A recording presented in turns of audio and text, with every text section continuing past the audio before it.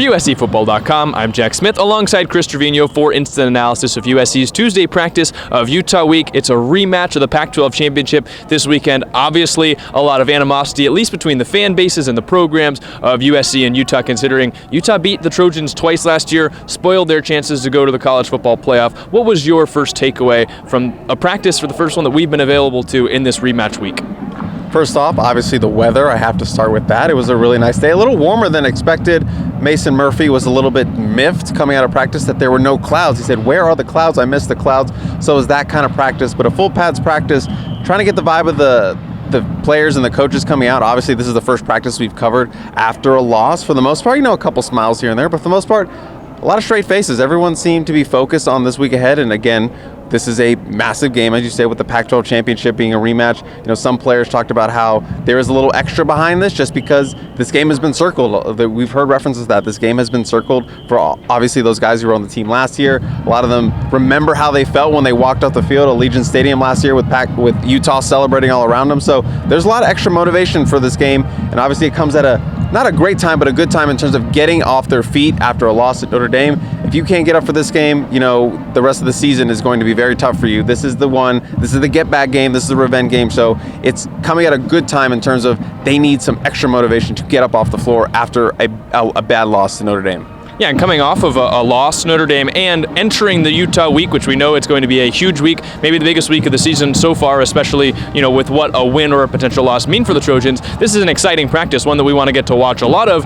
Today was our shortest practice period that we've had probably in the 2 years under Lincoln Riley. We were warned it was going to be a shorter day today. Normally we get stretching as well as then some positional drills, and then we get booted out. This time it was right as the stretching ended, we were kicked out. Even though we were warned it was going to be a shorter day, I was surprised at how short it was, and it's kind of, maybe one in a long line of things getting pulled a little bit further back. Now there's different ways to look at it. Maybe USC trying to focus more on practice, limit the distractions of us being in practice, but there were years where USC would let people watch the entirety of practice.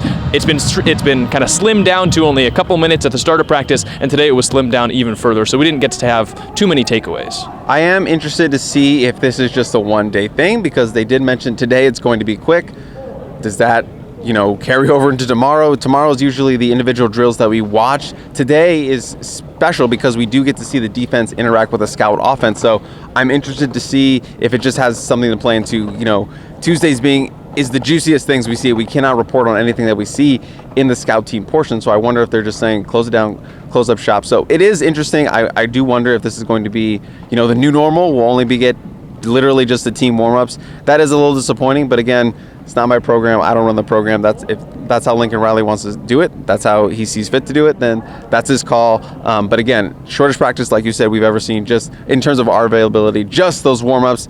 And really, how much can you gain from the warm-ups? But so obviously they did give us a lot of players to talk to, so that is where most of our information is coming from today, and obviously observations from the tunnel. Yeah, absolutely. The two biggest people we get to talk to basically every Tuesday is Lincoln Riley and Alex Grinch. A lot of the notes today came from Lincoln Riley. He was asked a question about Utah, which is a program that has really grown for a long time under Kyle Whittingham. He's had a lot of time there, and it's grown into one of the best programs not only in the conference but in the country. And Lincoln was asked about how he wants to see this USC program grow, how he feels like it has grown in the 2 years that he's been here. What was your takeaway from what his answer to that was? Fans won't like to hear this, but you have to remember it is only 2 years into his taking over this program, which technically would constitute it still being a rebuild. Again, we've talked about how the success of last year kind of accelerated all that in the minds of media and fans, and how this is supposed to be a national championship contending season, and it still could be. Obviously, they still have the opportunity and the talent, a Heisman winner back there, to run the table and get to where they want to get to, which is back to the Pac-12, to the college football player for the first time at USC in school history. So all that is still in front of them. They have the schedule to do it. But again, you have to remember, this is only 2 years in, and he talked about how he wants to keep building this program to a point where fans are upset that they didn't win by 30. That's what he wants to get to. He spoke about being here, essentially in his answer, about being here for a while and building up to that, to get to that point where it's the best program in the nation. Those are the goals that he has set for himself. Those are the goals he has set for his coaches and his staff and the players that he recruits to come to USC and are at USC, to be the best program in the nation. And again, you cannot be the best program in the nation 2 years into it, so I know a lot of UC fans have been angry this week about Notre Dame, the Notre Dame loss, and kind of how the team has looked. That was a fair criticism, but also you need a little bit more context in terms of, it's tough to build a program, and to do it in 2 years is kind of impossible. But they're stringing together. He's only lost a handful of games after taking over a program that was 4-8. So I understand what he's saying, but the criticisms still stand that USC has not looked their best over the last 4 weeks. Yeah, he tells us all the time he's not into comparisons, but he was kind of comparing the situations that he was in at Oklahoma and now here at USC, saying when he took over at Oklahoma, there was that long-standing tradition. Like, everyone just kind of knew the way things worked. It was a winning program. There was a winning culture. So when he took over, he didn't have to change much of that. But he said when he got here in November, the first time he was at USC in the middle of that 4-8 season, that everyone was kind of just begging for a win. They were just longing for one win. And now, just 2 years later, people are pissed when they don't win by 30. They're upset, with one loss or a win that's closer than they wanted. He said that's what he wants. He wants that to be the mindset of the program, is to go out there, and it doesn't matter. You want to beat teams and you want to blow them out and you want to have dominant wins every single week and you want to harp over every single one loss. But he said it has taken some work to instill that here at USC after the 4-8 season. And I thought it was interesting how he normally doesn't like to compare, but he did kind of get a little bit back into comparisons between USC and Oklahoma. That's fair. And yes, USC as a program, as a football program, absolutely needed new culture. We have heard so many stories under the Clay Helton era about how there was a lack of accountability, there was no real team culture, it was just players kind of running the show and doing what they wanted. So absolutely, he had to come in, rip out the old hardwood, the molded hardwood, and put in new stuff, and you're seeing that be built. But again, the criticism still stands that the team has not played well over the last 4 weeks. So this is going to be a good test for the culture that he has built over the last 2 years. You got punched in the mouth, you're bloody, you're on the ground, you need to get back up, and as you alluded to, the biggest game of the season, because if they don't win this game, they're in a really bad spot with, Washington ahead, with Oregon ahead, with UCLA looming at the end. They have to go and show something to the fans, like, hey, we understand, we're down, but we're not out, and we've lost, but we're not defeated. Kind of echoing what he said on Saturday. So, yeah, the culture is going to be put to a test right now, because this is where you have to rise up and win this game and beat this team who's, not super great on offense. It's going to be a tall task for your offense to get back on track against, but it's absolutely a game that they can win, and, USC fans are praying that it springboard them into a better second half.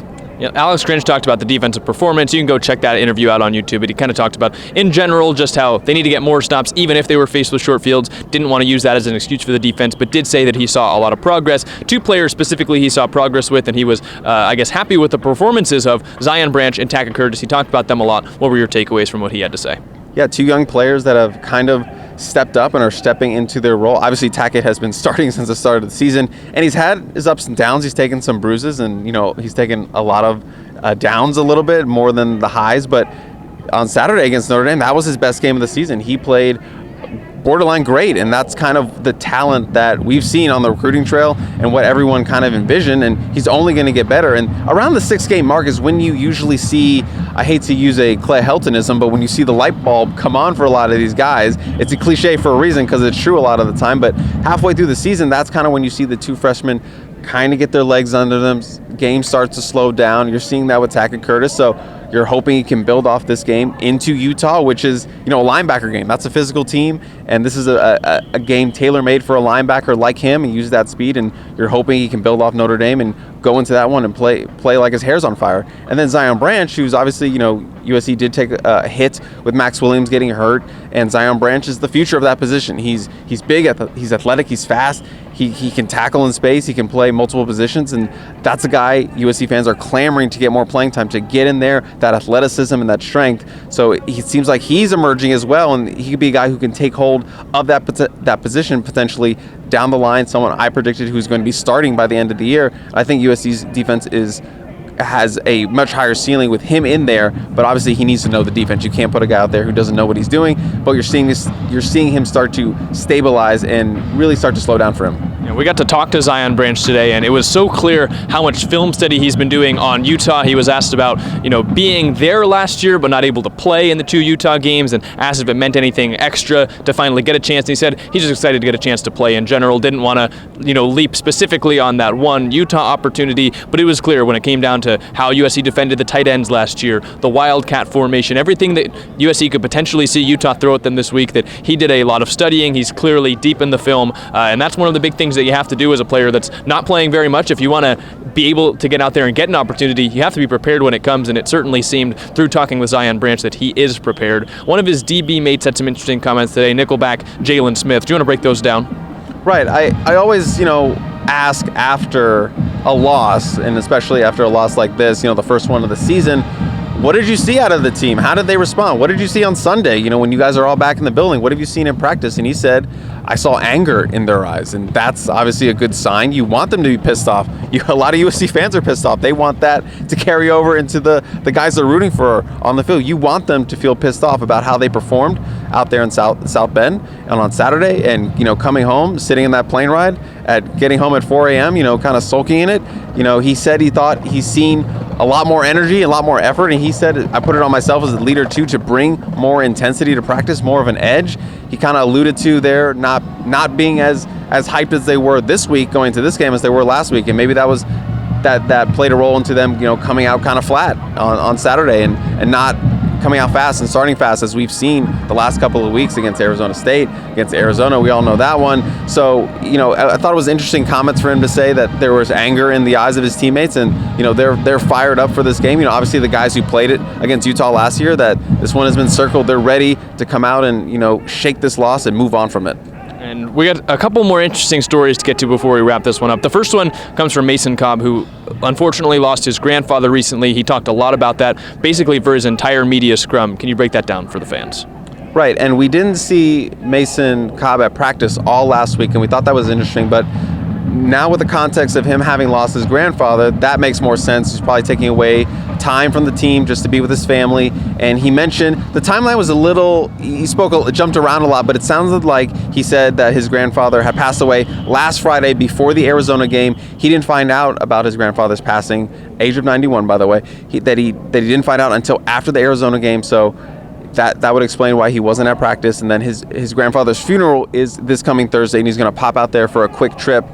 And, he's talked about how his grandfather instilled, a lot of perseverance and hard work. He was 91 when he passed, and he was still working. He was a hardworking guy. He was an OG, as he said. Sounded like he said he was a soldier who was stationed out in Hawaii, and that's where he met his grandmother. And obviously the rest is history when they moved back to the mainland. So he spoke a lot about him and that hard work he instilled. And the best tidbit out of that is that Mason Cobb, along with his nephews and nieces and grandsons, you know what I'm saying, the grandsons of the grandfather, they're going to dig his grave. That was a stipulation in his passing, in his will, that no machines. They're doing it old school. The nieces, the offspring of my family are going to dig my grave. And he says, and it's not like grass or dirt. This is like gravel. They're going to have to break some rocks.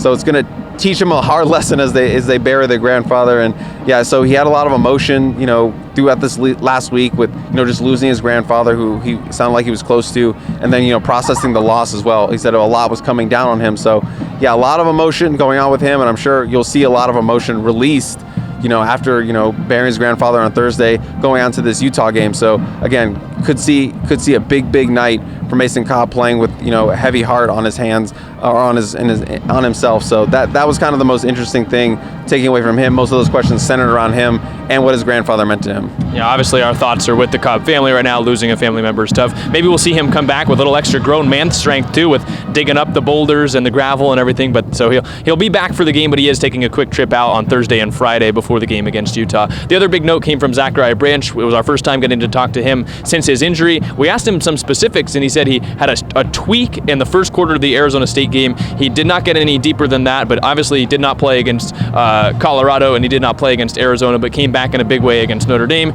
He talked a little bit about his punt return, the big one that brought USC within the red zone before their second offensive touchdown. Said he didn't see anything right, didn't see anything left, and he just had to, make something happen, saw a hole, went through it. He did joke, though, saying, I can't get caught in that scenario. So he came over to our media scrum. He was huffing and puffing. He said, I'm still winded. I was just doing wind sprints. His dad was making fun of him for it, who he trained with for all of his life, said, you can't get caught in that situation. And he's like, all right, bet, Dad, send me some workouts to do after practice. So he did those workouts and then came over and did our media scrum. I asked him about lining up in the backfield, which Lincoln Riley put him there for a big gain. And he said, it was fun. When Lincoln Riley told me, hey, you're going to be in the backfield during practice, he's like, oh, sweet, I get to get back to my middle school days when I played running back. So he was very excited, and he said that once he heard the play call in the game, he's like, this is going to go well. We've got a great offensive line, and they're going to block it up well for me. And he said, I just hit the hole and just had to go back to my middle school running back days. But he was very excited, clearly was winded because he's not going to get caught again. I think if you see him in that situation, he's not going to let himself get caught again by, I think it was the kicker.